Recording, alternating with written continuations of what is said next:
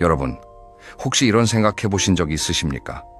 내가 평생 모은 재산, 내 속 깊은 이야기, 자식들한테 다 나누면 나중에 효도로 돌아오지 않을까? 솔직히 저도 그렇게 믿었습니다. 그런데요, 제 주변을 둘러보니까 현실은 정반대인 경우가 정말 많았습니다. 다 내어준 부모님이 오히려 자식들한테 푸대접받고, 반대로 입이 무거운 부모님이 끝까지 대접받는 경우를 숱하게 봤습니다. 왜 그럴까요?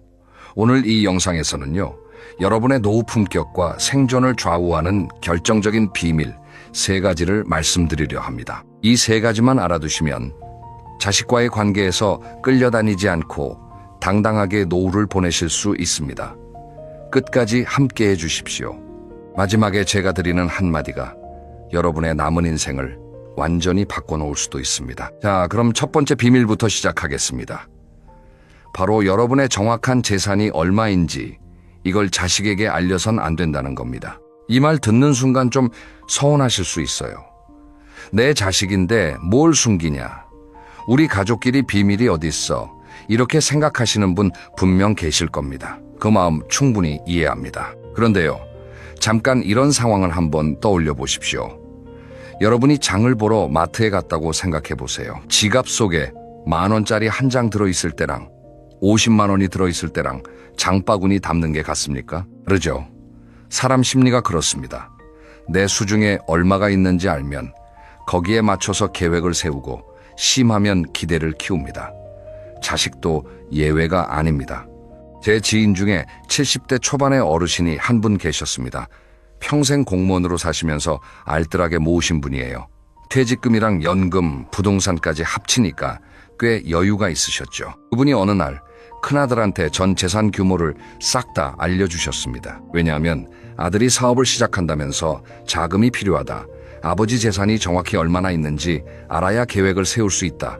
이렇게 말했거든요. 아버지 입장에선 내 아들이 사업을 한다는데 당연히 도와줘야지, 이런 마음이셨겠죠. 그래서 통장 잔고, 적금, 부동산 시세까지 낱낱이 알려주셨습니다. 그런데요, 그 후로 무슨 일이 벌어졌는지 아십니까?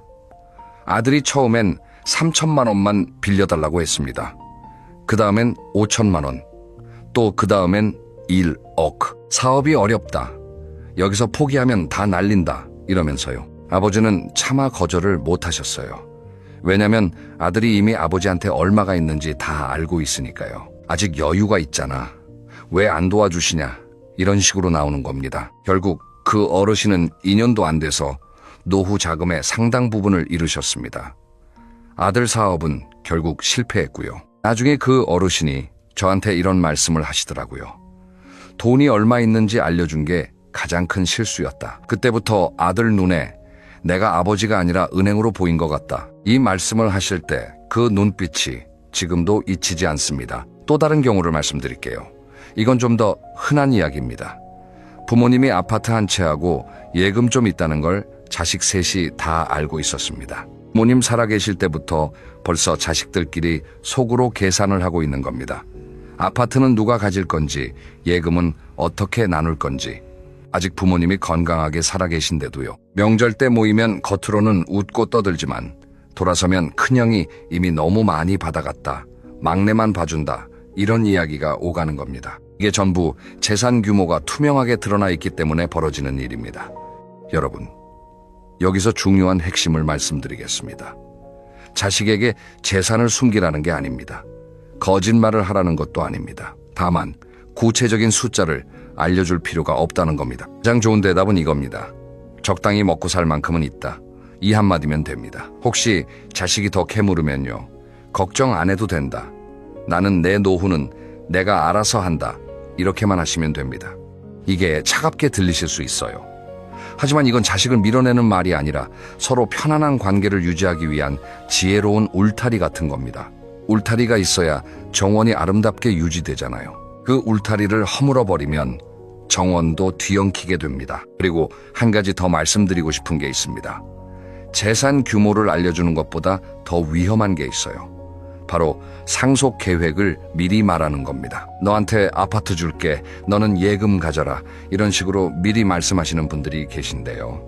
이건 자식들한테 기대감을 심어주는 것과 동시에 서로 비교하게 만드는 불씨가 됩니다. 상속은 법적으로 정리하되 구두로 미리 약속하는 건 가급적 피하시는 게 좋습니다. 전문가와 상의해서 유언장으로 남겨두시면 그게 가장 깔끔합니다. 정리하겠습니다. 첫 번째 비밀. 정확한 재산 규모는 말하지 마십시오. 자식이 물어보면 적당히 먹고 살 만큼은 있다. 이 한마디로 충분합니다. 이게 여러분의 노후 자금을 지키는 첫 번째 방패입니다. 자, 그럼 두 번째 비밀로 넘어가겠습니다. 이건 좀 더 마음이 아픈 이야기입니다. 두 번째로 절대 말하면 안 되는 것. 바로 여러분의 과거 잘못이나 치부입니다. 이게 무슨 말이지? 하실 수 있어요. 좀 더 쉽게 말씀드리겠습니다. 누구나 살다 보면 실수도 하고 부끄러운 과거도 있고 남한테 말 못할 사연도 있잖아요. 젊었을 때 사업에 실패한 적이 있다든가, 한때 방황해서 가정에 소홀했던 시절이 있다든가, 혹은 배우자 몰래 큰 돈을 잃었던 적이 있다든가, 이런 이야기들이요. 나이가 들면 이런 과거가 문득문득 떠오르면서 자식한테 솔직하게 털어놓고 싶은 마음이 생기기도 합니다. 이제 다 큰 자식이니까 이해해주겠지. 내가 솔직하면 더 가까워지겠지. 이런 생각을 하시는 거죠. 그런데요, 여기서 한 가지 중요한 사실을 말씀드리겠습니다. 자식이 부모를 바라보는 시선에는 우리가 생각하는 것보다 훨씬 큰 이상화가 들어 있습니다. 이게 무슨 뜻이냐면요. 자식은 마음 깊은 곳에서 부모를 완벽한 존재로 보고 싶어 한다는 겁니다. 물론 겉으로는 엄마 아빠도 사람이지 뭐 이렇게 말하지만요. 속마음은 다릅니다. 우리 부모님은 나를 지켜줬던 든든한 존재, 나보다 더 지혜로운 사람, 이런 이미지가 자식의 마음속에 자리 잡고 있습니다. 이 이미지가 바로 부모에 대한 존경과 신뢰의 바탕이 되는 거예요. 그런데 어느 날 갑자기 부모가 과거의 추한 모습을 고백하면 어떻게 될까요? 마치 어릴 적에 동경하던 슈퍼히어로의 가면이 벗겨지는 것과 비슷합니다. 우리 아버지도 그런 사람이었구나. 엄마도 완벽한 게 아니었구나. 이런 생각이 한번 자리 잡으면 그 다음부터는 부모의 조언이나 충고가 잘 먹히지 않게 됩니다. 왜냐하면 당신도 그때 그렇게 살았잖아. 이런 반박이 머릿속에서 자동으로 떠오르거든요. 부모의 권위라는 게 한순간에 무너지는 겁니다. 실제로 이런 일이 있었습니다. 저와 같은 동네에 사시던 한 어머니가 계셨어요. 60대 후반이셨는데 딸하고 사이가 아주 좋으셨습니다. 그 어머니가 어느 날 딸한테 옛날 이야기를 해주셨대요. 젊었을 때 남편 몰래 큰 돈을 주식에 투자했다가 크게 잃었던 일이에요. 남편한테 들킬까봐 몇 년 동안 혼자 끙끙 앓았던 이야기를 솔직하게 해주신 거죠. 어머니로서는 이제 다 지난 일이고 딸한테 솔직한 모습을 보여주고 싶으셨던 거예요. 그런데요, 그 후로 딸의 태도가 미묘하게 달라졌다고 합니다. 전에는 엄마 조언을 잘 따랐는데 이제는 엄마도 그때 실수했잖아. 이런 말이 은근슬쩍 나오기 시작한 거예요. 어머니 입장에서는 내가 솔직했던 게 되레 약점이 된 거죠. 또 하나의 사례를 들어보겠습니다. 한 아버지가 아들한테 젊은 시절 사업 실패 이야기를 들려주셨어요. 20대 때 사업을 크게 벌였다가 빚더미에 앉았던 경험이었습니다. 아버지는 이 경험을 교훈 삼아서 이후에 열심히 일해서 다시 일어섰거든요. 그래서 아들한테 교훈을 주려는 좋은 의도로 말씀하신 겁니다. 그런데 아들이 받아들인 건 교훈이 아니었습니다. 아버지한테 돈 관리 능력이 원래 없었구나. 이런 판단이 선 거예요. 그래서 나중에 아버지가 재정적으로 어려울 때 도와주기는커녕 아버지가 또 돈 문제 생기신 거 아니야. 이런 반응이 나왔다고 합니다. 참 가슴이 아픈 이야기죠. 여러분, 이게 왜 이렇게 되는 걸까요? 이건 자식이 나쁜 게 아닙니다. 사람의 심리가 원래 그런 겁니다. 한번 형성된 이미지가 깨지면 그 사람의 과거뿐만 아니라 현재와 미래의 모든 행동까지 다시 평가하게 됩니다. 심리학에서는 이걸 후광 효과의 역전이라고 합니다. 좋은 이미지가 있을 때는 그 사람의 모든 행동이 긍정적으로 보이지만 이미지가 깨지면 같은 행동도 부정적으로 해석된다는 겁니다. 부모와 자식 사이에서도 이 원리가 그대로 적용됩니다. 그래서 제가 드리는 말씀은 이겁니다. 여러분의 과거를 자식에게 고백해서 더 가까워지려 하지 마십시오. 가까워지기는커녕 거리만 생길 수 있습니다. 과거의 실수에서 얻은 교훈을 전하고 싶으시다면 굳이 자기 이야기로 하실 필요 없습니다. 내 친구 중에 이런 사람이 있었다. 어디서 이런 이야기를 들었다. 이런 식으로 3인칭으로 전달하시면 됩니다. 그러면 교훈은 전해지면서도 여러분의 이미지는 온전히 지켜집니다. 그리고 혹시 이미 자식에게 과거를 말씀하셨다 하더라도 너무 자책하지 마십시오. 지금부터라도 더 이상의 고백은 멈추시면 됩니다. 과거의 일은 이미 지나간 일이지만 앞으로의 선택은 여러분 손에 달려 있으니까요. 여기서 여러분께 한 가지 부탁을 드려도 될까요? 지금 이 영상 보시면서 고개를 끄덕이고 계신 분들, 혹시 주변에도 이런 고민을 하고 계신 분이 있지 않으십니까? 이 이야기가 여러분의 마음에 와닿으셨다면 좋아요 한번 눌러주시고, 아직 구독 안 하신 분은 구독 버튼도 함께 부탁드립니다. 여러분의 응원이 있어야 이런 이야기를 더 많이 전해드릴 수 있습니다. 자, 그럼 세 번째 비밀로 이어가겠습니다. 이 세 번째가 사실 가장 많은 가정을 무너뜨리는 원인입니다. 세 번째 비밀은요, 자식 중 특정 한 명을 편애하거나 몰래 도와준 사실입니다. 여러분, 형제가 있으신 분들은 이 감정을 본능적으로 아실 겁니다. 어릴 때 부모님이 형이나 동생한테 과자를 하나 더 주면 그게 얼마나 서러웠는지. 과자 하나 차이인데 그게 사랑의 차이로 느껴지잖아요. 어른이 되어서도 이 감정은 사라지지 않습니다. 오히려 더 예민해져요. 왜냐하면 어른이 되면 과자가 아니라 돈이니까요, 집이니까요, 사업 자금이니까요. 부모 입장에서 보면 자식 중에 유독 힘들어하는 아이가 있으면 좀 더 도와주고 싶은 게 당연한 마음입니다. 큰 아이는 잘 나가는데 둘째가 어려우면 둘째한테 몰래 좀 보태주고 싶고요. 막내가 아직 자리를 못 잡았으면 막내한테 조금 더 챙겨주고 싶고요. 이건 부모로서 너무나 자연스러운 사랑입니다. 그런데 문제는 이 사랑의 표현이 비밀리에 이루어졌을 때 벌어집니다. 이런 이야기가 있었습니다. 3남매를 두신 한 어머니가 계셨어요. 큰아들은 대기업에 다니고 둘째 딸은 자영업을 하고 막내 아들은 취업이 잘 안 돼서 고생하고 있었습니다. 어머니는 막내가 안쓰러워서 매달 몰래 용돈을 보내주셨어요. 3년 동안이요. 큰아들과 둘째 딸은 이 사실을 전혀 몰랐습니다. 그런데요, 어머니가 편찮으셔서 병원에 입원하시면서 이 비밀이 드러났습니다. 어머니 통장 내역을 확인하게 됐는데 매달 막내한테 돈이 나간 기록이 3년치나 있었던 거예요. 큰아들하고 둘째 딸의 반응이 어땠겠습니까? 우리는 아무것도 안 받았는데 엄마가 막내만 챙겼네. 우리한테는 형편이 어렵다면서 왜 막내한테만 돈을 줬어? 이런 서운함이 한꺼번에 터졌습니다. 결과가 어떻게 됐냐면요, 3남매가 서로 연락을 끊었습니다. 어머니 병간호도 서로 떠넘기기 시작했어요. 누가 더 많이 받았으니 누가 더 해야 한다, 이런 식으로 된 거죠. 어머니 입장에서는 그저 힘든 막내를 도와주고 싶었을 뿐인데 결과적으로 3남매 사이를 갈라놓은 셈이 되어버렸습니다. 참 안타까운 일이죠. 또 다른 경우도 있습니다. 이번에는 아버지 이야기예요. 두 아들을 두셨는데 큰아들이 집을 살 때 3천만 원을 보태주셨습니다. 작은 아들한테는 나중에 너도 집 살 때 똑같이 해줄게, 이렇게 구두로 약속만 하셨어요. 그런데 세월이 흐르면서 아버지 형편이 나빠지셔서 작은 아들한테는 결국 못 해주셨습니다. 작은 아들이 이걸 알게 됐을 때 형한테만 해줬다, 나는 뭐냐, 이런 원망이 생긴 거예요. 형제 사이도 멀어졌고 아버지한테 대하는 태도도 달라졌습니다. 여러분, 이런 일이 왜 자꾸 반복되는지 아십니까? 인간의 마음속에는 공정함에 대한 본능이 있기 때문입니다. 아이들이 케이크를 나눠 먹을 때 누가 더 큰 조각을 가졌는지 귀신같이 알아채잖아요. 어른이 되어도 이건 똑같습니다. 특히 부모한테 받는 건 단순한 물질이 아니라 사랑의 증거로 느껴지기 때문에 그 차이가 더 크게 다가옵니다. 나는 덜 받았다는 건 곧 나는 덜 사랑받았다로 번역되는 거예요. 그래서 어떻게 해야 할까요?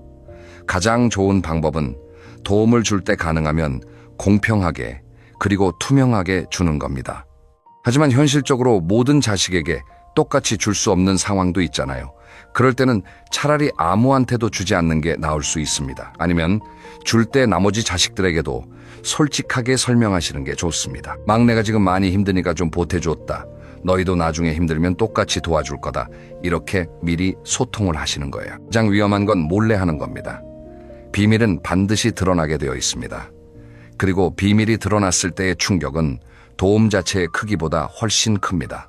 숨겼다는 사실 자체가 배신으로 느껴지기 때문입니다. 그래서 여러분, 특정 자식을 몰래 도와주셨다면 그 사실은 무덤까지 가져가시든가 아니면 지금이라도 다른 자식들에게 솔직하게 말씀하시는 게 좋습니다. 중간이 가장 위험합니다. 숨기다가 들키는 게 최악이에요. 자, 여기까지 3가지 비밀을 모두 말씀드렸습니다. 첫째, 정확한 재산 규모. 둘째, 과거의 잘못이나 치부. 셋째, 특정 자식에 대한 편애나 몰래 지원한 사실. 이 3가지는 절대로 자식에게 쉽게 꺼내선 안 되는 것들입니다. 그런데 지금쯤 이런 생각하시는 분도 계실 겁니다. 그래, 말 안 하는 게 좋다는 건 알겠는데 그러면 실제 생활에서 어떻게 하란 말이냐? 자식이 물어보면 어떻게 대응하냐? 그 궁금증 지금부터 풀어드리겠습니다. 4번째 챕터에서는 현명하게 침묵하는 기술에 대해 이야기해 보겠습니다. 침묵이라는 게 그냥 입 다물고 있으라는 뜻이 아닙니다. 전략적으로 말하는 것과 말하지 않는 것을 구분하는 능력입니다. 쉽게 말하면 다 보여주되 다 말하진 않는 거예요. 먼저 재산 관련해서 자식이 물어볼 때의 화법을 알려드리겠습니다. 자식이 아버지 아파트 지금 얼마 정도 해요? 이렇게 물어보면 어떻게 하시겠습니까? 대부분 솔직하게 대답하시죠. 그런데 이렇게 바꿔보십시오. 글쎄, 요즘 집값이 많이 변해서 나도 정확히는 잘 모르겠다. 근데 왜? 무슨 일 있어? 이렇게 질문으로 되돌리시는 겁니다. 이러면 자식도 더 파고들기 어렵습니다. 핵심은 대답을 피하는 게 아니라 자연스럽게 화제를 돌리는 겁니다. 또 자식이 돈을 빌려달라고 할 때는요, 나도 요즘 여유가 없다. 이렇게만 하시면 됩니다. 그러면 자식이 아니, 있으면서 왜 그래? 이렇게 나올 수 있는데요. 그때는 내 노후 자금은 건드릴 수 없다. 그건 내 생존의 문제다. 이렇게 단호하게 선을 그으시면 됩니다. 처음에는 마음이 아프실 수 있어요. 하지만 이 한마디가 여러분의 노후 20년을 지켜줍니다. 과거 이야기에 대해서는요, 자식이 아버지 젊었을 때 어땠어? 이런 질문을 할 때가 있잖아요. 이때 절대 어두운 이야기를 꺼내지 마십시오. 대신 좋은 추억을 들려주세요. 너 어릴 때 소풍 가서 이러이러했는데 그때가 참 좋았다. 이런 식으로요. 밝은 이야기를 나누시면 관계도 좋아지고 여러분의 이미지도 긍정적으로 유지됩니다. 현의 문제에 대해서는 자식들 앞에서 절대로 비교하지 마십시오. 큰아이한테 너 동생 좀 본받아라. 혹은 작은아이한테 내 형은 안 그러는데.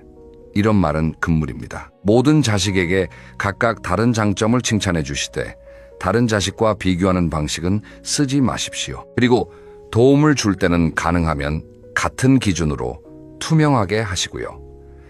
침묵의 기술에서 가장 중요한 건 뭐냐면 말하고 싶은 충동을 참는 연습입니다. 나이가 들수록 속에 있는 이야기를 꺼내고 싶은 욕구가 강해집니다. 그건 자연스러운 거예요. 하지만 그 이야기의 청자가 반드시 자식일 필요는 없습니다. 오랜 친구, 같은 나이대의 동료, 혹은 전문 상담가에게 하시면 됩니다.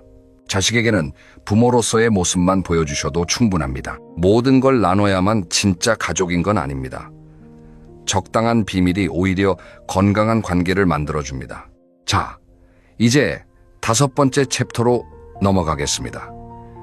지금까지 무엇을 말하지 말아야 하는지, 어떻게 침묵해야 하는지를 말씀드렸는데요. 이 챕터에서는 조금 더 큰 그림을 보겠습니다. 바로 여러분의 노후를 진짜로 지켜주는 것이 무엇인지에 대한 이야기입니다. 솔직하게 여쭤보겠습니다.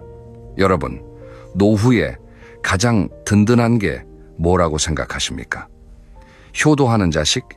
물론 효도하는 자식이 있으면 정말 복받은 거죠. 그런데 현실적으로 생각해 봅시다. 자식도 자기 가정이 있고 자기 인생이 있습니다. 아무리 효자 효녀라 해도 부모님 곁에 24시간부터 있을 수는 없어요. 그리고 세상이 변했습니다. 옛날에는 부모 모시는 게 당연했지만 지금은 세대가 다릅니다. 자식에게 모든 걸 기대하는 건 자식한테도 부담이고 여러분한테도 위험합니다. 그래서 제가 말씀드리고 싶은 건 노후를 지키는 진짜 무기는 2가지라는 겁니다. 첫째는 침묵, 둘째는 자산입니다. 침묵은 오늘 말씀드린 것처럼 말하지 않아야 할 것을 말하지 않는 지혜입니다. 자산은 말 그대로 여러분이 스스로 쓸 수 있는 경제적 기반이고요. 침묵에 대해서는 이미 충분히 말씀드렸으니 자산 이야기를 좀 더 하겠습니다. 여기서 자산이란 꼭 큰 돈을 말하는 게 아닙니다. 매달 안정적으로 들어오는 수입이면 됩니다. 국민연금이든 개인연금이든 임대 수입이든 아니면 소소하게라도 일을 해서 버는 수입이든 중요한 건 자식한테 손 안 벌리고 내 생활비는 내가 해결할 수 있는 상태를 유지하는 겁니다. 이게 되면 자식한테 당당할 수 있습니다.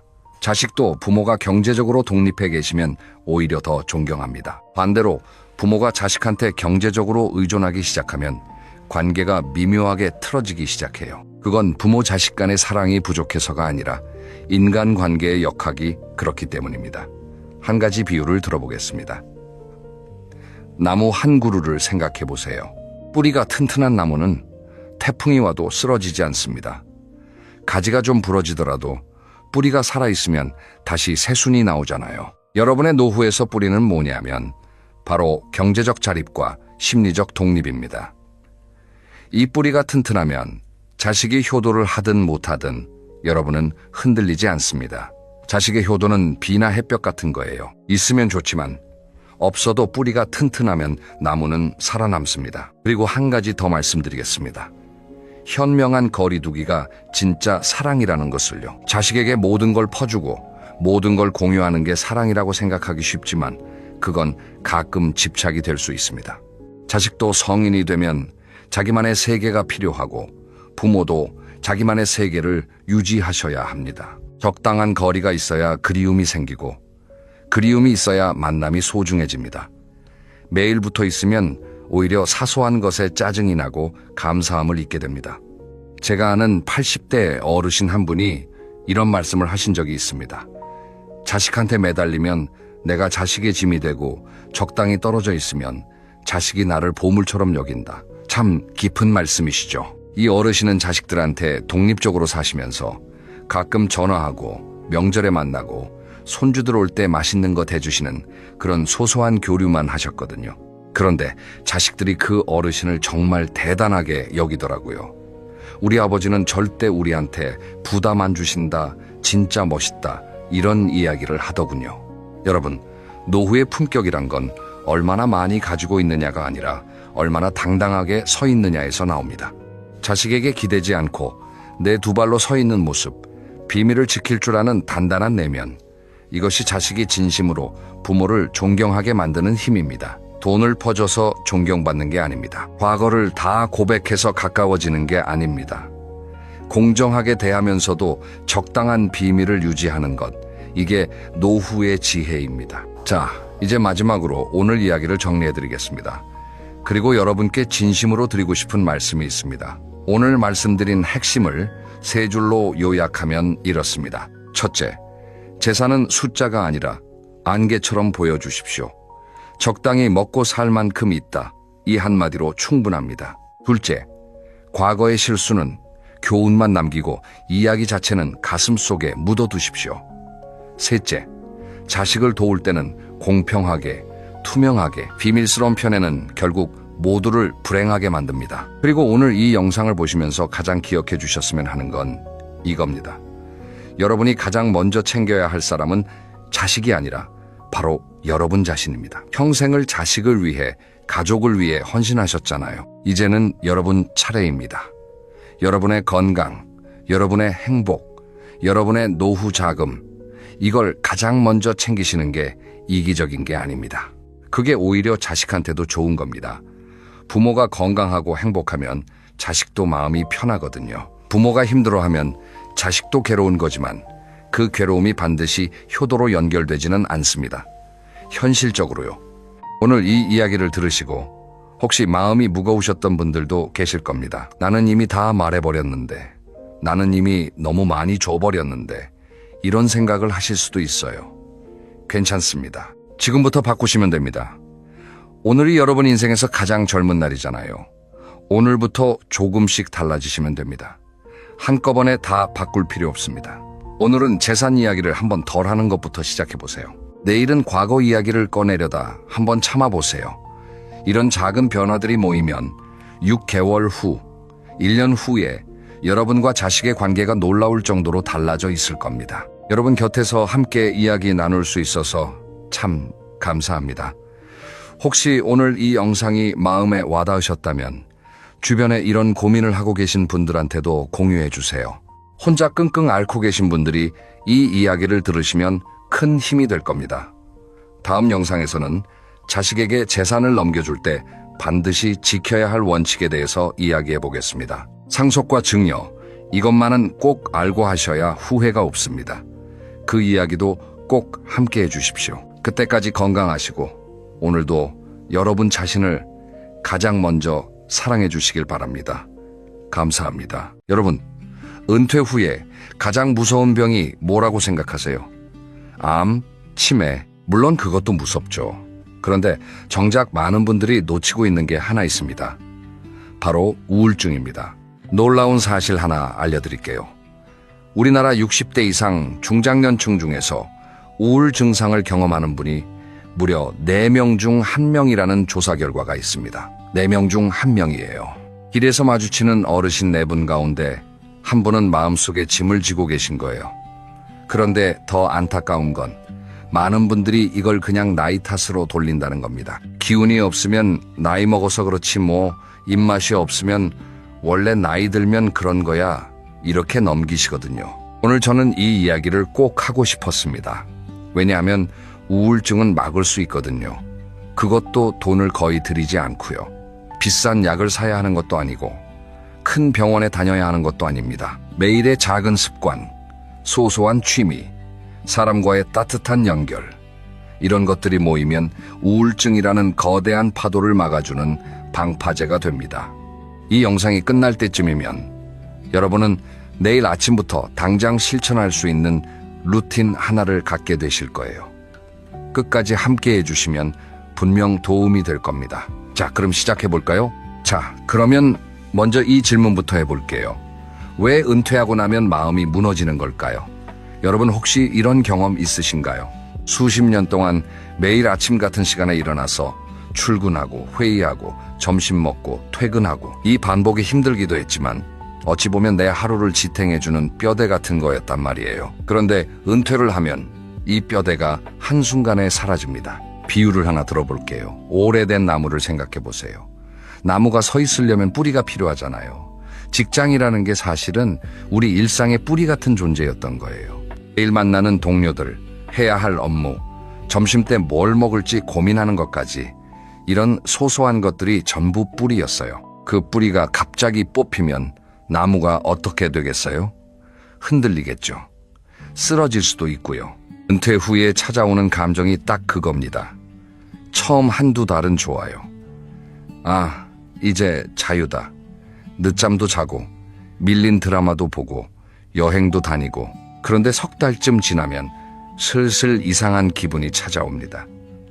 뭔가 허전하고, 나한테 연락하는 사람이 줄어들고, 아침에 눈을 떠도 오늘 뭘 해야 할지 모르겠는 거예요. 이걸 전문가들은 역할 상실이라고 부릅니다. 내가 누군가에게 필요한 사람이었는데 그 역할이 사라진 거예요. 여기서 중요한 게 우리 뇌 이야기입니다. 어렵게 말하면 복잡하니까 쉽게 풀어볼게요. 우리 뇌에는 기분을 좋게 만들어주는 물질들이 있어요. 대표적으로 세로토닌이라는 게 있는데 이걸 행복 호르몬이라고도 부릅니다. 그리고 도파민이라는 것도 있어요. 이건 뭔가를 해냈을 때 느끼는 성취감, 보람, 이런 감정을 만들어주는 물질입니다. 직장에 다닐 때는 이 물질들이 자연스럽게 분비됐어요. 아침에 출근해서 햇빛을 받으면 세로토닌이 나오고, 업무를 하나 끝내면 도파민이 나오고, 동료와 대화하면 또 옥시토신이라는 유대감 호르몬이 나오고, 이렇게 하루 종일 뇌가 좋은 물질들을 만들어내고 있었던 거예요. 그런데 은퇴하면 이 공급이 뚝 끊깁니다. 아침에 늦게 일어나니까 햇빛을 못 받고, 할 일이 없으니까 성취감을 느낄 기회가 없고, 만나는 사람이 줄어드니까 유대감도 약해지고, 결국 뇌가 말라가는 거예요. 비유하자면 매일 물을 주던 화분에 갑자기 물을 안 주는 것과 같습니다. 금방 시들지는 않아요. 하루 이틀은 괜찮죠. 그런데 일주일, 한 달, 석 달, 시간이 지나면 잎이 누렇게 변하고 결국 꽃이 지잖아요. 우리 마음도 똑같습니다. 그러면 우울증이 시작되면 어떤 신호가 나타나는지 이것도 한번 짚어볼게요. 많은 분들이 우울증이라고 하면 매일 울고 아무것도 못하는 상태를 떠올리세요. 물론 그 정도로 심한 경우도 있지만 초기에는 훨씬 미묘한 형태로 나타납니다. 첫째, 잠이 달라집니다. 예전에는 밤 10시면 스르륵 잠들었는데 요즘 자꾸 새벽 2, 3시까지 잠이 안 온다. 반대로 하루 12시간씩 자도 개운하지 않다. 이런 변화가 첫 번째 신호입니다. 둘째, 입맛이 없어집니다. 좋아하던 음식을 앞에 놔도 손이 안 가요. 아니면 반대로 이유 없이 자꾸 뭘 먹게 되기도 합니다. 특히 단 것이나 자극적인 음식을 찾게 되는 경우가 많아요. 셋째, 사람 만나기가 귀찮아집니다. 예전에는 친구가 전화하면 반갑게 받았는데 요즘은 전화벨이 울려도 안 받고 싶은 거예요. 나중에 해야지 하면서 결국 안 하게 되고 이게 반복되면 점점 혼자가 됩니다. 넷째, 아무것도 하고 싶지 않습니다. 텔레비전을 봐도 재미없고 산책을 나가도 발걸음이 무겁고 뭘 해도 예전 같은 즐거움이 없어요. 이걸 묵회감정이라고 하는데 말 그대로 즐거움을 느끼지 못하는 상태입니다. 다섯째, 이유 없이 몸이 아픕니다. 두통이 자주 오거나 소화가 안 되거나 온몸이 무겁고 찌뿌둥하다. 병원에 가면 별 이상은 없다고 하는데 계속 불편한 거예요. 이게 사실 마음의 통증이 몸으로 나타나는 겁니다. 혹시 지금 이 5가지 중에 3가지 이상 해당되시는 분이 계신다면 가볍게 넘기지 마시고 한번 주의 깊게 살펴보시길 바랍니다. 이건 나이 탓이 아닙니다. 뇌가 보내는 도움 요청이에요. 하지만 너무 걱정하지 마세요. 지금부터 제가 말씀드리는 것들을 하나씩 실천하시면 이 신호들이 하나둘 줄어드는 걸 느끼실 수 있을 거예요. 자, 그러면 다음 이야기로 넘어가 볼까요? 가장 먼저 바꿔야 할 것, 바로 아침입니다. 이제 가장 중요한 이야기를 해볼게요. 잠 아침입니다. 여러분, 하루 중에서 가장 중요한 시간이 언제라고 생각하세요? 저는 단연코 아침이라고 말씀드리고 싶어요. 그것도 눈을 떠서 첫 1시간. 이 1시간이 하루 전체의 기분을 결정합니다. 재미있는 연구 결과가 하나 있어요. 아침에 일어나서 30분 안에 햇빛을 쬐는 사람과 그렇지 않은 사람을 비교했더니 햇빛을 쬐는 사람들의 세로토닌 수치가 눈에 띄게 높았다는 겁니다. 세로토닌이 뭐라고 했죠? 네, 아까 말씀드린 행복 호르몬이에요. 그러니까 아침에 햇빛을 받는 것만으로도 우리 뇌에 행복의 재료를 넣어주는 셈이 되는 거예요. 근데 현실은 어떤가요? 은퇴하고 나면 아침에 일어날 이유가 없잖아요. 알람을 안 맞춰도 되니까 자연스럽게 늦잠을 자게 되고 어떤 날은 9시에 일어나고 어떤 날은 11시에 일어나고 이렇게 기상시간이 들쭉날쭉해지면 우리 몸의 시계가 고장나기 시작합니다. 체내시계라고 들어보셨죠? 이게 무너지면 잠도 잘 못 자고 낮에는 멍하고 밤에는 또 말짱해지는 악순환이 시작돼요. 그래서 제가 첫 번째로 권해드리는 건 기상시간을 딱 하나로 고정하는 겁니다. 꼭 새벽에 일어나실 필요 없어요. 아침 6시든 7시든 자기한테 편한 시간 하나를 정해서 주말이든 평일이든 똑같이 일어나는 거예요. 이것만 해도 몸의 리듬이 돌아오기 시작합니다. 이제 눈을 떴어요. 그 다음에 뭘 하면 좋을까요? 바로 커튼을 여는 겁니다. 이게 별것 아닌 것 같지만 정말 중요해요. 눈을 뜨자마자 커튼을 활짝 열어서 빛을 들이세요. 날씨가 흐린 날이라도 괜찮아요. 실내 조명보다 흐린 날의 자연광이 훨씬 밝거든요. 우리 눈이 이 빛을 받으면 뇌에 신호가 갑니다. 아침이구나. 이제 활동할 시간이구나. 그러면 세로토닌이 만들어지기 시작하고 밤에 잠을 잘 자게 해주는 멜라토닌의 타이머도 맞춰지는 거예요. 커튼을 열었으면 그 다음은 물 한 잔이에요. 자는 동안 우리 몸은 7, 8시간 동안 물을 한 모금도 안 마시잖아요. 그러니까 아침에 일어나면 몸이 사막 상태인 거예요. 이때 미지근한 물 한 잔을 천천히 마셔주세요. 찬물보다는 미지근한 물이 좋습니다. 위장에 부담이 적거든요. 이 물 한 잔이 혈액순환을 도와주고 머리도 맑아지게 해줍니다. 물 한 잔을 마셨으면 이제 몸을 깨울 차례예요. 여기서 절대 무리하지 마세요. 헬스장을 가시라는 게 아니에요. 그냥 거실이나 방에서 가볍게 기지개를 켜고 스트레칭을 하는 거예요. 양팔을 위로 쭉 뻗고 허리를 천천히 좌우로 돌리고 목을 부드럽게 풀어주고 이렇게 5분만 해주세요. 5분이면 충분합니다. 밤새 굳어있던 근육이 풀리면서 몸이 가벼워지는 걸 느끼실 거예요. 스트레칭이 끝나면 바로 나가세요. 현관문을 열고 밖으로 나가는 겁니다. 멀리 갈 필요 없어요. 집 앞 골목이면 됩니다. 아파트 단지 아니면 됩니다. 15분에서 20분만 걸어보세요. 이 짧은 산책이 하루의 분위기를 완전히 바꿔놓습니다. 걸을 때 한 가지 팁을 드릴게요. 이어폰을 꽂지 마세요. 음악도 라디오도 잠깐 내려놓고 주변 소리를 들어보세요. 새소리가 들릴 수도 있고 바람이 나무잎 흔드는 소리가 들릴 수도 있고 멀리서 학교 종소리가 들릴 수도 있어요. 이렇게 주변 감각에 집중하면서 걷는 걸 마인드풀 워킹, 그러니까 의식적으로 걷기라고 하는데요. 이게 뇌를 아주 편안하게 만들어줍니다. 생각이 복잡할 때, 걱정이 많을 때 특히 효과가 좋아요. 실제로 이런 분이 계셨어요. 올해 66세이신 한 남성분인데요. 은퇴하고 1년쯤 지났을 때 우울감이 심해져서 하루 종일 소파에 누워 텔레비전만 보셨대요. 밥도 대충 드시고 아내분과 대화도 줄고 점점 무기력해지셨다고 해요. 그러다가 우연히 건강 프로그램에서 아침 산책 이야기를 듣고 반신반의하면서 매일 아침 7시에 일어나서 15분 동네를 걷기 시작하셨대요. 처음에는 발걸음이 너무 무거워서 5분도 힘들었다고 해요. 그런데 1주일, 2주일 지나니까 신기하게 아침이 기다려지기 시작한 거예요. 한 달 뒤에는 산책 중에 만난 이웃 어르신과 인사를 나누게 됐고 2달 뒤에는 같이 걷는 산책 친구가 생겼다고 합니다. 이분이 그러시더라고요. 내 하루가 달라진 건 아침을 바꿨기 때문이라고. 여러분, 대단한 걸 하신 게 아니에요. 커튼 열기, 물 한 잔, 스트레칭 5분, 산책 15분. 이게 전부예요. 돈이 드나요? 한 푼도 안 듭니다. 시간이 오래 걸리나요? 다 합쳐야 30분이에요. 그런데 이 30분이 하루의 색깔을 완전히 바꿔놓는 거예요. 여기서 하나 더 말씀드리고 싶은 게 있어요. 아침을 드시는 것도 중요합니다. 산책하고 돌아와서 간단하게라도 아침을 꼭 챙겨 드세요. 거창할 필요 없어요. 달걀 하나 삶아서 먹어도 좋고 바나나 한 개에 우유 한 잔이어도 좋고 따뜻한 죽 한 그릇이어도 좋습니다. 아침을 먹으면 혈당이 안정되면서 오전 내내 기분이 한결 나아집니다. 빈속으로 하루를 시작하면 몸도 마음도 축 처지기 쉽거든요. 정리해 볼게요. 아침 루틴은 이렇습니다.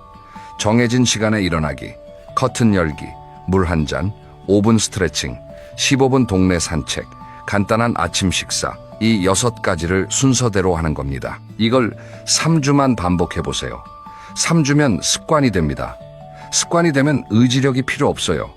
그냥 자연스럽게 몸이 움직여요. 자, 아침이 달라졌으면 이제 낮 시간을 채울 차례입니다. 은퇴 후에 가장 많이 하시는 고민이 뭔지 아세요? 낮에 뭘 하지? 이겁니다. 이 빈 시간을 어떻게 채우느냐가 사실 우울증 예방의 핵심이에요. 그래서 다음으로 소자본으로 즐길 수 있는 취미를 5가지 소개해 드리려고 합니다. 첫 번째, 취미, 글쓰기입니다. 글쓰기라고요? 나는 글재주가 없는데. 이렇게 생각하실 수 있어요. 그런데 제가 말하는 글쓰기는 소설을 쓰라는 게 아닙니다. 하루에 딱 3줄만 쓰는 거예요. 3줄이면 됩니다. 오늘 뭘 했는지, 어떤 기분이었는지, 감사한 것 하나. 이 3가지를 짧게 적는 거예요. 예를 들어 볼게요. 오늘 아침에 산책을 갔다. 길에서 노란 개나리가 피어 있었다. 봄이 오고 있구나 싶어서 기분이 좋았다.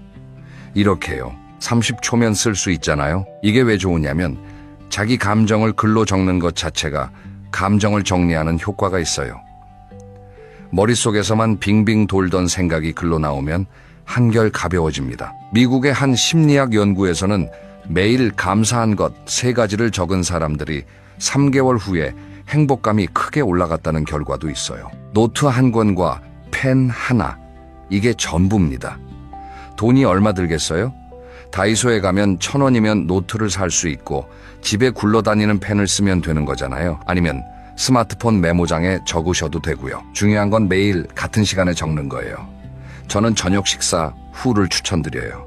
3줄 쓰기를 한 달쯤 하시다 보면 신기한 일이 생깁니다. 3줄이 5줄이 되고 5줄이 한 페이지가 되기도 해요. 쓰다 보면 쓸 이야기가 자꾸 생기거든요. 오늘 시장에서 있었던 일, 텔레비전에서 본 감동적인 이야기, 오래전 추억, 이런 것들이 줄줄이 떠올라요. 그러면서 내 하루가 사실은 꽤 풍성했다는 걸 깨닫게 됩니다. 글쓰기를 좀 더 발전시키고 싶으신 분들은 블로그를 해보셔도 좋습니다.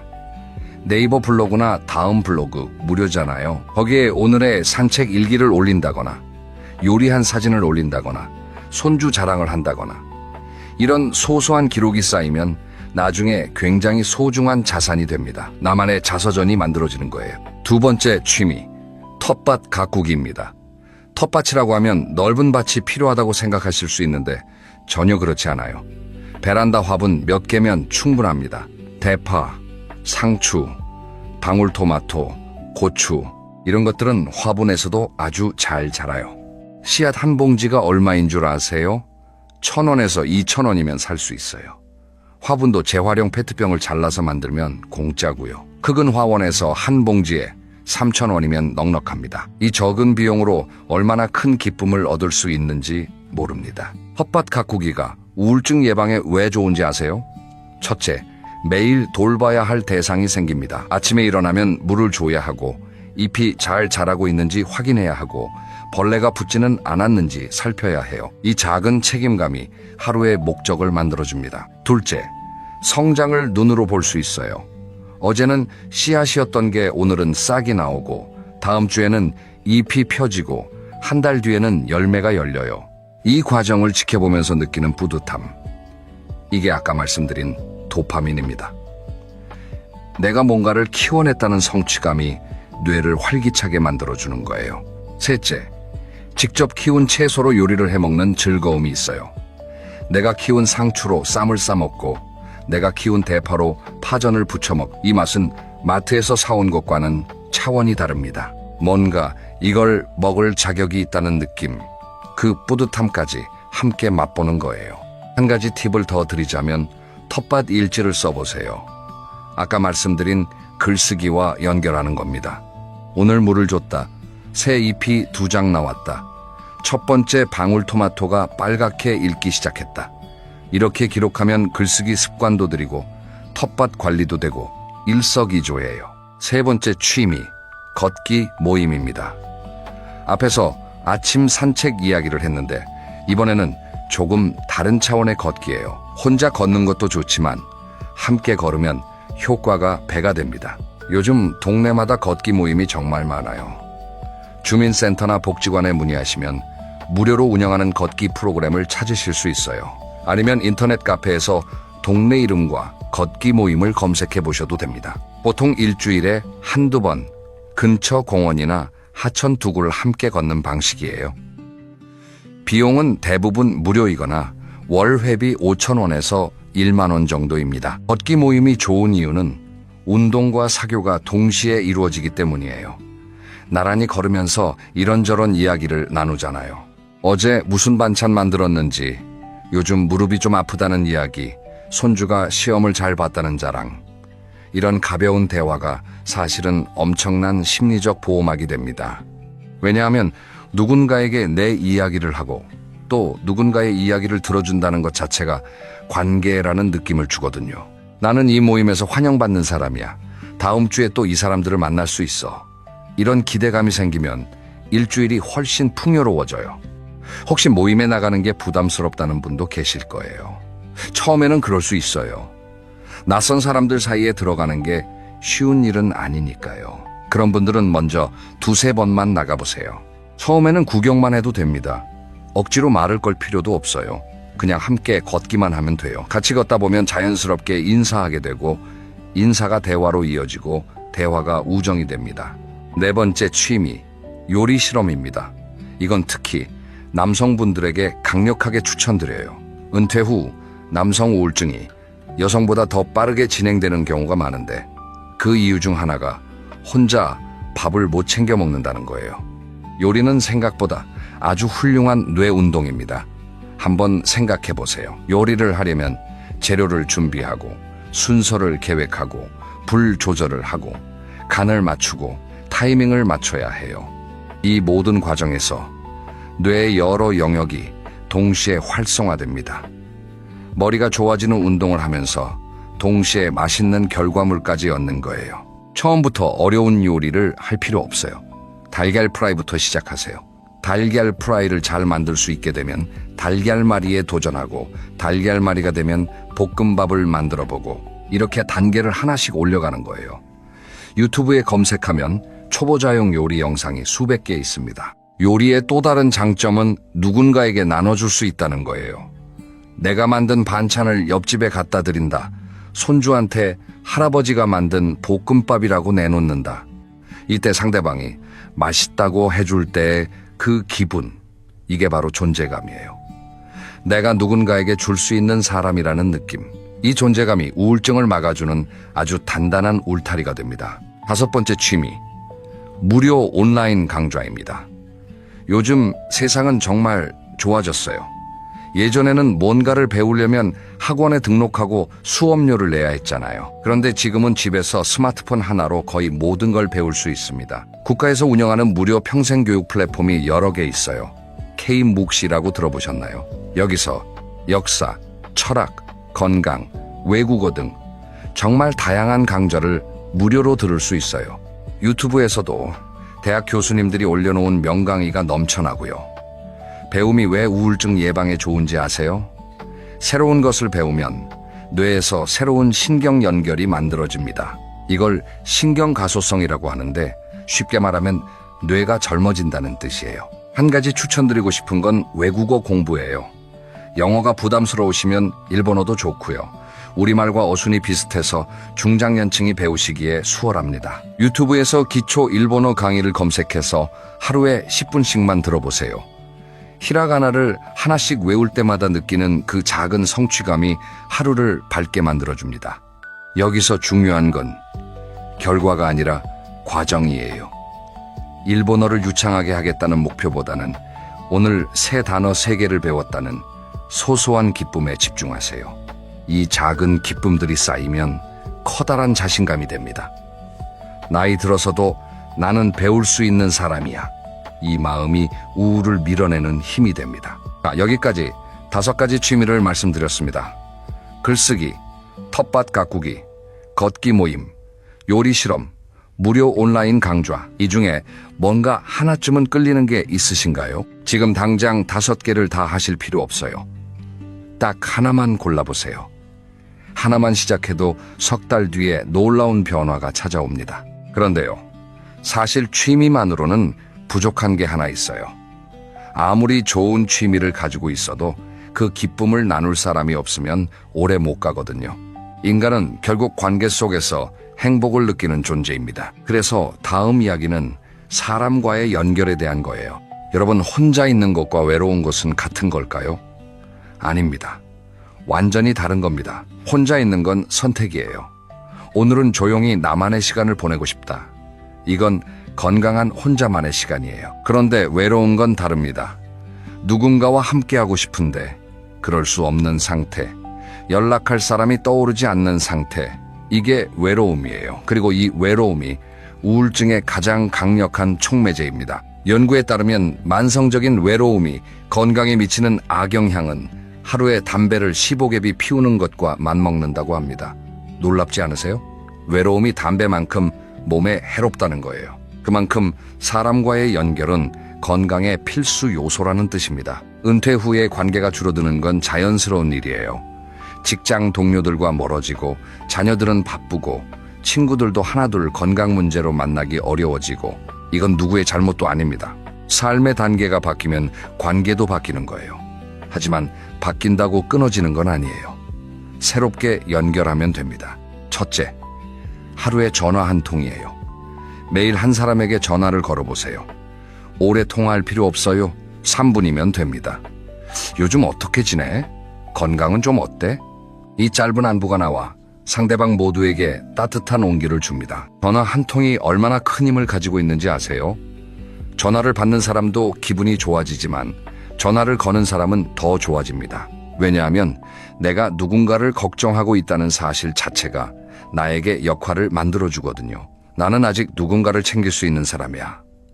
이 느낌이 굉장히 중요합니다. 전화할 사람이 딱히 없다고요? 그러면 범위를 넓혀보세요. 형제 자매, 사촌, 옛 직장 동료, 학교 동창, 예전 이웃, 한번 목록을 적어보시면 생각보다 많은 이름이 나올 거예요. 그리고 전화를 걸었을 때 상대방도 반가워한다는 걸 느끼실 겁니다.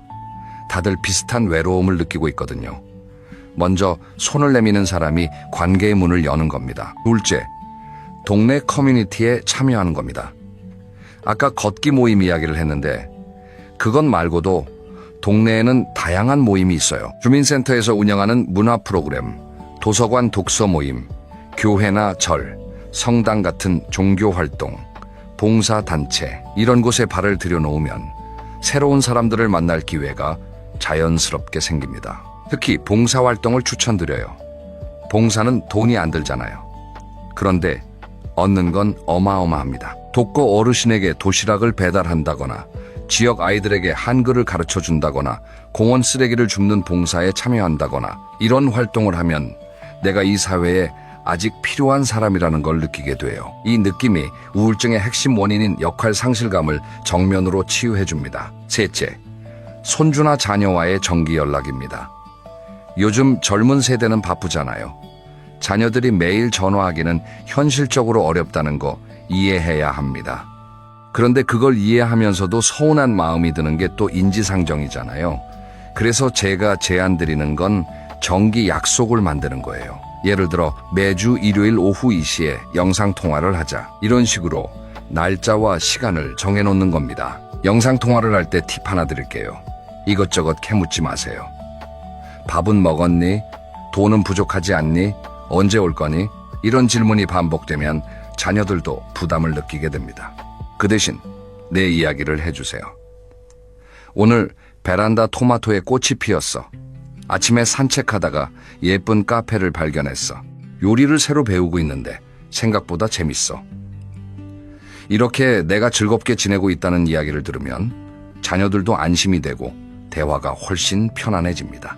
넷째, 반려동물을 생각해 볼 수도 있습니다.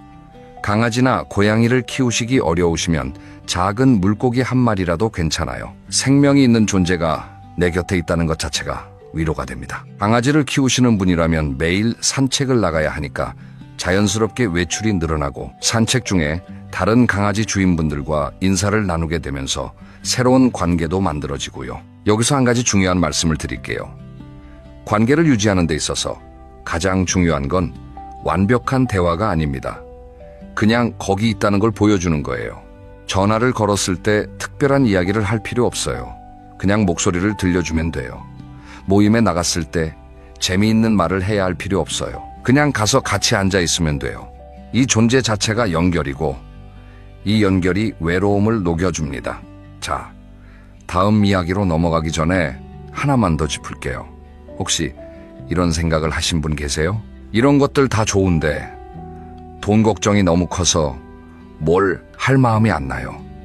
이런 마음이요. 사실 은퇴 후 우울증의 숨은 원인 중 하나가 바로 재정적 불안입니다. 돈 이야기를 해볼게요. 이 부분이 좀 민감할 수 있는데 너무 중요한 이야기라 피해갈 수가 없습니다. 은퇴 후에 수입이 줄어드는 건 당연한 일이에요. 월급이 끊기고 연금이나 저축으로 생활하다 보면 자연스럽게 돈 걱정이 시작됩니다. 이 돈 걱정이 매일 머릿속에 있으면 뭘 해도 즐겁지 않아요. 산책을 해도 머릿속에서는 이번 달 관리비 계산을 하고 있고 누가 맛있는 거 먹으러 가자고 해도 10,000원이 아깝다는 생각이 드는 거예요. 여기서 우리가 빠지기 쉬운 함정이 하나 있습니다. 바로 극단적인 절약이에요. 돈이 걱정되니까 아무것도 안 쓰는 겁니다. 외식도 안 하고 문화생활도 안 하고 심지어 몸이 좀 아파도 병원을 안 가시는 분들이 계세요. 이해는 됩니다. 그런데 이렇게 극단적으로 절약하면 어떤 일이 벌어지냐면 삶에서 즐거움이 전부 사라져요. 그래서 제가 드리고 싶은 말씀은 나를 위한 용돈을 정하세요 이겁니다. 한 달에 딱 얼마, 이건 나를 위해 쓰는 돈이라고 정하는 거예요. 금액은 사정에 따라 다르겠지만 월 3만 원이든 5만 원이든 상관없어요. 중요한 건 그 돈을 쓸 때 죄책감을 느끼지 않는 겁니다. 예를 들어 볼게요. 한 달에 5만 원을 나를 위한 용돈으로 정했다고 해볼까요?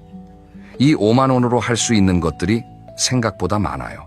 동네 카페에서 커피 한 잔 마시면서 신문 보기, 한 달에 4번이면 1만 원에서 1만 2천 원 정도. 시장에서 좋아하는 과일 한 봉지 사기, 5천 원. 서점에서 마음에 드는 책 한 권, 1만 원에서 1만 5천 원. 무료로 즐길 수 있는 문화생활도 놀라울 만큼 많습니다. 공공도서관은 무료잖아요. 거기서 책도 빌리고 에어컨도 쐬고 무료 강좌도 들을 수 있어요. 국립박물관이나 미술관도 상설 전시는 무료인 곳이 많습니다. 주민센터에서 운영하는 문화교실도 무료이거나 아주 소액이에요. 서예, 노래교실, 건강체조, 컴퓨터 교실, 이런 것들이 다 여러분을 기다리고 있습니다. 한 가지 더 말씀드릴게요. 돈 걱정을 줄이는데 가장 효과적인 방법 중 하나는 내 재정 상태를 정확히 아는 겁니다. 막연하게 돈이 부족하다고 느끼는 것과 실제 수입과 지출을 숫자로 확인하는 건 전혀 다른 이야기예요. 간단한 가계부를 써보세요. 복잡할 필요 없어요. 노트에 이번 달 들어온 돈, 고정으로 나가는 돈, 그리고 여유 있는 돈, 이 3가지만 적어보세요. 이렇게 숫자를 눈으로 확인하면 막연한 불안이 줄어듭니다. 혹시 재정 상태가 정말 어려우신 분이라면 도움을 받을 수 있는 곳도 있습니다. 주민센터에 가시면 긴급 생활 지원이나 복지 제도에 대해 안내를 받으실 수 있어요. 우리나라에는 중장년층을 위한 복지 제도가 생각보다 많이 마련되어 있는데 모르고 지나치시는 분들이 너무 많더라고요. 창피한 일이 아닙니다. 국가가 마련해 놓은 제도를 활용하는 건 당연한 권리예요. 본 이야기의 핵심을 정리하면 이렇습니다. 무조건 아끼는 게 답이 아닙니다. 마음의 건강을 위한 적절한 소비는 투자예요. 나를 위한 작은 용돈을 정하고 무료 문화생활을 적극 활용하고 재정 상태를 눈으로 확인하자. 이 3가지만 기억하시면 돈 걱정이 마음을 갉아먹는 일은 많이 줄어들 거예요. 자, 이제 거의 다 왔습니다. 지금까지 아침 루틴, 소자본 취미 5가지, 사람과의 연결, 돈 걱정 다루는 법까지 이야기했어요. 그러면 이걸 어떻게 하루에 담아낼 수 있을까요? 마지막으로 오늘부터 바로 써먹을 수 있는 하루 설계도를 만들어 드릴게요. 자, 여러분의 하루를 한번 그려볼게요. 완벽한 하루가 아니라 따뜻한 하루를 만드는 설계도입니다. 아침이에요. 매일 정한 시간에 눈을 뜹니다. 7시라고 해볼게요. 눈을 뜨면 바로 커튼을 열어요. 햇빛이 방에 들어옵니다. 침대에서 일어나 부엌으로 가서 미지근한 물 한 잔을 마십니다. 거실에서 5분 동안 기지개 펴고 스트레칭을 합니다. 그리고 편한 옷을 입고 현관문을 열어요. 15분에서 20분 동네를 천천히 걸어요. 새소리를 듣고 바람을 느끼고 이웃을 만나면 가볍게 인사합니다. 돌아와서 간단한 아침을 먹어요. 달걀 하나, 밥 반 공기, 김치 한 조각이면 충분해요. 오전이에요. 아침 식사 후에는 오늘의 작은 할 일 하나를 정합니다. 텃밭에 물 주기, 아니면 온라인 강좌 한 편 듣기, 아니면 가계부 쓰기, 뭐든 좋아요. 딱 하나만. 이 할 일을 끝내면 스스로에게 속으로 이렇게 말해주세요. 오늘도 하나 해냈다. 이 한마디가 도파민을 만들어냅니다. 할 일을 끝내고 시간이 남으면 글쓰기를 해보세요. 어제 있었던 일, 오늘 아침 산책에서 본 것, 떠오르는 옛 기억, 3줄이면 돼요. 부담 없이 쓰다 보면 어느새 한 페이지가 될 수도 있고 3줄에서 멈춰도 아무 문제 없습니다. 점심이에요. 점심은 꼭 챙겨 드세요. 한 끼를 대충 넘기면 오후에 힘이 빠지고 기분도 가라앉거든요. 오늘은 좀 특별하게 요리 실험을 해봐도 좋겠죠? 유튜브에서 간단 볶음밥 만들기를 검색해서 따라 해보는 거예요. 처음이라 좀 서툴러도 괜찮아요. 내가 만든 밥을 내가 먹는다. 이것만으로도 성취입니다. 오후예요. 점심 후에는 잠깐 쉬어도 됩니다. 낮잠을 주무신다면 30분을 넘기지 마세요. 너무 길게 자면 밤에 잠이 안 오거든요. 30분만 눈을 붙이고 일어나시면 오후가 한결 상쾌합니다. 오후에는 사람을 만나는 시간으로 채워보세요. 걷기 모임이 있는 날이면 모임에 나가고, 없는 날이면 동네 카페에 가서 커피 한 잔 마시거나 도서관에 들러 책을 한 권 빌려오거나, 아니면 전화 한 통을 거세요. 오늘은 누구한테 전화할까? 옛 친구, 형제, 사촌, 이웃, 3분이면 돼요. 안부 한마디가 오늘 하루의 온기가 됩니다. 저녁이에요.